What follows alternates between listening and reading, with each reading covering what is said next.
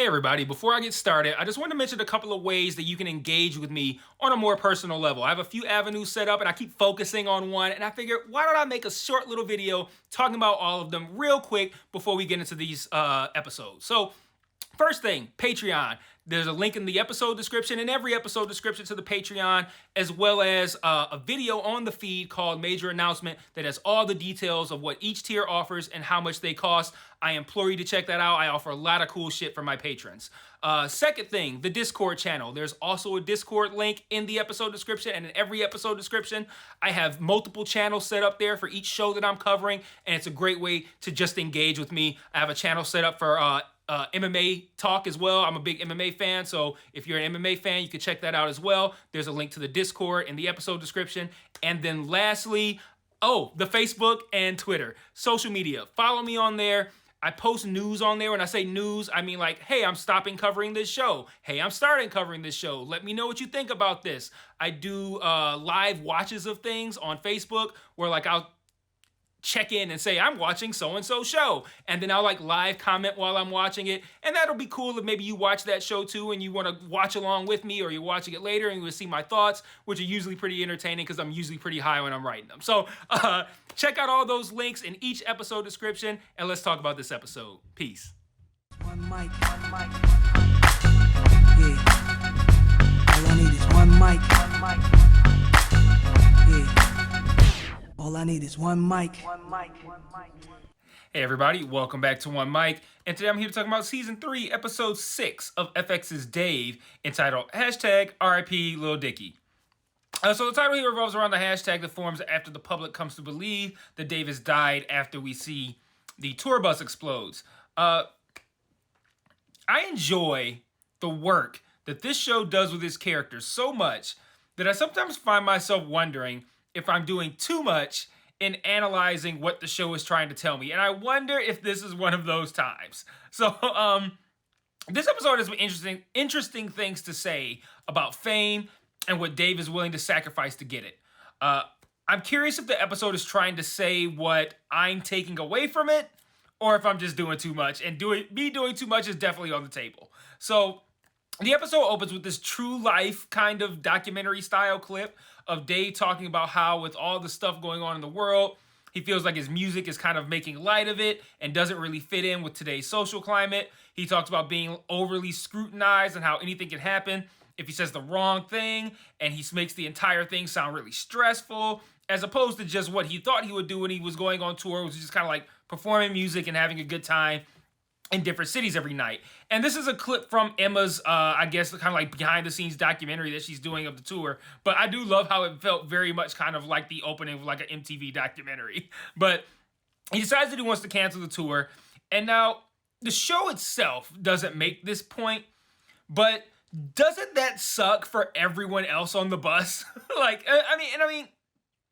Yes, it does. I'm not asking that question rhetorically. We know the answer. I am asking rhetorically because we know the answer is yes, but I want to make a point about Dave's actions here. So everybody needs money and has a lot riding on this tour. We've already established early in the season, Els, Gator, Mike, everybody at various points is going through some shit. Actually, I don't think we've established it with Mike prior to this week, but we did with Els and Gator. Briefly, but we did. And Dave wanting to cancel the tour for his own mental health because he feels bad doing his show, considering what's going on in the world, it kind of reeks of the narcissism that we explored with Dave last season. And I'm not trying to make light of Dave's mental health or anyone's mental health in particular, because me, I'm just struggling to get words out right now. I personally taken time off work for mental health reasons. I've been there, so I'm not trying to make light of anyone else's shit. But this doesn't feel like that. It feels like, oh, this is hard and it's kind of bumming me out and it's not cool and easy and fun like I expected, so I'm going to bail.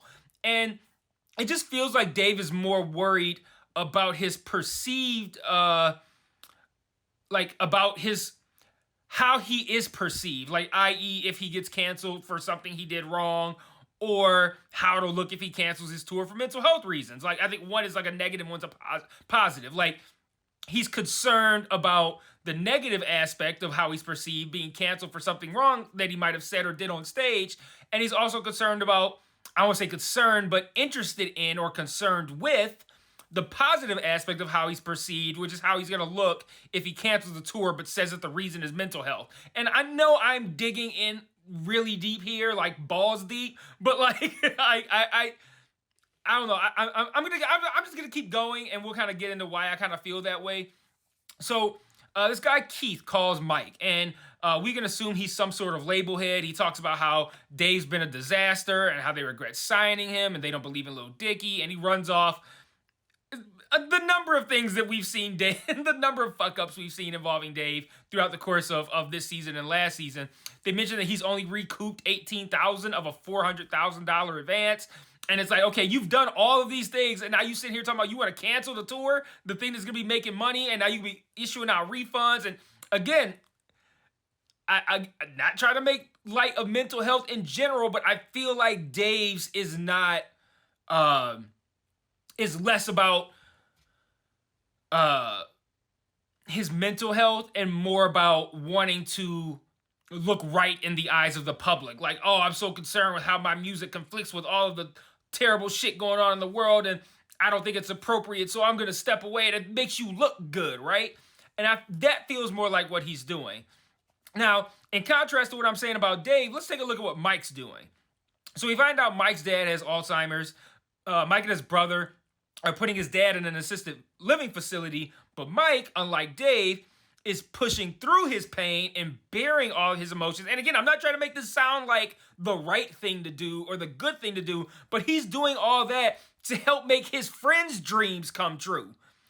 Doesn't Dave owe the same thing to everyone else on that bus to help make their dreams come true and to push through what he's going through, which is 1% of what Mike's pushing through? You know what I'm saying? So like, that's why I kind of feel like, and I don't know if that's what the show wanted us to take away from it, but that's what I'm kind of taking away from it, is that Dave is bailing with Dave is bailing at the face of minimal opposition, and that is to the detriment of everyone on that bus. But Mike is pushing through a significant amount of opposition, and he's doing it for everyone else and not for himself. So like, that's the juxtaposition that I took away from this, that I don't know if the show was trying to do it or if I'm doing too much, but that's what I took away from it.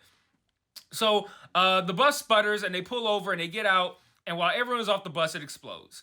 The rats that they've been mentioning all season, so this isn't like out of the blue, they mentioned like, oh, the rats must have been chewing through the wiring or whatever, they must have fucked it up. So they walk to a diner that has Wi-Fi. They also mentioned that Elle's laptop is on the bus, and nothing comes of that in this episode, but I bet something's going to come out of it later, as is Dave and Gaeta's medicine. So some guys drive by the wreckage site once they're already gone and at the diner, and they see the wreckage and they photograph it, and they see the legs of a sex doll that Dave had on the bus, because of course he would have a sex doll on the bus, and this leads everyone to think that Dave's dead. Since everyone thinks he's dead, all the streaming numbers blow up, and Mike says that if they don't say anything until the next day, he can recoup all the money that he owes the label in one day. So that $18,000 can become $400,000 plus in one day, just off of what they can make off of streams, just because everyone thinks he's dead. Dave doesn't want to do it until LeBron follows him on Twitter. And I love this scene because I love how they make getting a LeBron follow sound like a significant career achievement. Like you can hear Dave go like, I worked so hard. And he's like crying and shit. And I love how like after Mike leaves, he like picks up the dirt off the ground and does LeBron's fucking powder thing. Like I thought that was fucking hilarious, man. Mike later says that if they wait a few more days, since nothing else came out, they could potentially have both the #1 song and the #1 album in the country. And Mike clearly has a lot riding on this, and he's not mentioning it. And the money to pay for his dad's care could be a motivating and driving factor. It could also be just the distraction that this is creating of him and allowing him to not think about the issues with his dad. And I want to talk about this too, because I want to talk about Mike's motives. Like on the surface, there's the very transparent and obvious goal of wanting to get back in good graces with the label and to make money and all that good stuff. But throughout Mike's scenes in this episode, he's constantly getting texts about his father from his brother. And there's a really sad moment at the end when he's telling Dave about the Alzheimer's and the audience. And he says his dad won't remember being an abusive asshole, but won't forget to call him a failure when he sees his face.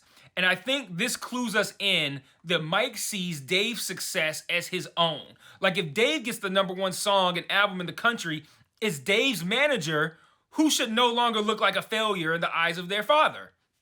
Right? So Mike leaves Dave alone in the room, and likely due to not having his meds, he hallucinates seeing Anne Frank, which I mean they've set this up. It's not like Anne Frank isn't as random as this sounds. If you were watching, if this was the first ever content you saw surrounding Dave, you'd be like, what the fuck? Why did he hallucinate Anne Frank? Well, they put it out there. There's a number of funny moments in these scenes, and I'll get to them in my thoughts later. But Anne and Dave have an interesting. Ann and Dave. Like, I think it's just regular people. They're at Starbucks. Ann and Dave. Have an interesting moment where Dave talks about cancel culture killing you, but you don't actually die. Which I just thought, and I know this is what they were going for. How I'm tripping on the term right now. Heavy-handed, I guess, for someone to metaphorically kind of talk about death to someone who led the life and death that Anne Frank did, to be like, oh man, but now they can kill you without killing you with cancel culture. And it's like, I'm like legit fucking dead because of hatred. Like, can you not? But like that makes it funny, right? But that's what he does. He being Dave. But he talked about cancel culture and how it kills you and you don't die, but it opens you up to a lot of scrutiny. And Anne notes that he's, hype about getting more followers and more listeners. And she makes the point that bringing more scrutiny can lead to the cancel culture shit that Dave is afraid of. So it kind of makes fame look like a double-edged sword for him. It's his passion.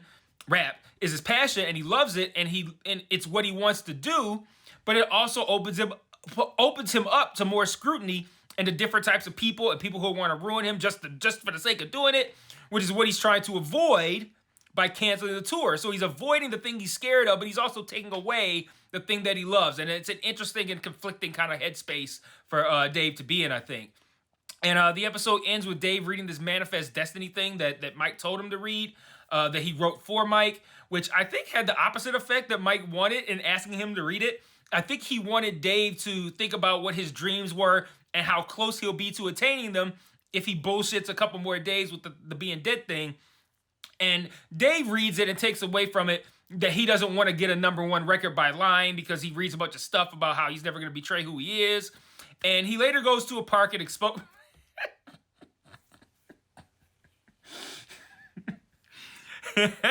He later goes to a park and exposes himself in public, thus announcing that he is not dead. And I feel like this is kind of like a sad ending, right? Because if you tie it back to what I was saying at the beginning about Dave's decision seeming selfish and how that it's causing, very real problems for his friends, how it's going to impact his future and thus his friends' future. If it's revealed that he intentionally drew this out, like what is that going to do? Like, is that going to... If it's revealed that he intentionally drew this out, the blowback could be more damaging than him canceling the tour was damaging, like, to his friends. Again, like my main thought is how are his decisions affecting his friends? And like I said, that if his actions have these very real consequences on his friends, like he's trying to be virtuous and see, I'm not dead, but this could cause things to get way worse for his friends than he intended. Or if people start taking back the positive things they said, famous people, or unfollowing him, LeBron or Drake unliking his tweet, and now things are ruined for Gator, Els, Emma, and Mike. Like, that could happen. Like, is he going to feel good about having done the right thing? Or, is he going to feel guilty because it harmed his friends? Or is that even what we're supposed to take from this and I'm just doing too much? So, who knows? So, closing out with a couple of thoughts. There's more moments where he's compared to Jack Harlow, and I just kind of feel like Jack Harlow's going to appear on the show at some point. Like, they talked about Anne Frank before this week, and now Anne Frank appeared. Like, who's to say Jack won't? I just feel like they've mentioned Jack Harlow enough times to where I'm just like, okay, I feel like we're going to have a moment where, like, the internet is going to come to life, and these two are going to have an interaction with one another. And then lastly, Anne Frank. her face while turning the lights on and off, and her doing the whip from the fucking closet, and then again when he was in the park. All of that stuff was just hilarious. That little girl who played Anne Frank, she was incredible. I love him trying to explain the internet and smartphones. Like, all of that scene was incredibly funny, incredibly great. I thought this was a great episode. I think the show is continuing to roll in a way that Ted Lasso wishes it was. Sorry, not sorry. But I will see you guys next week for episode 7. And until then, peace.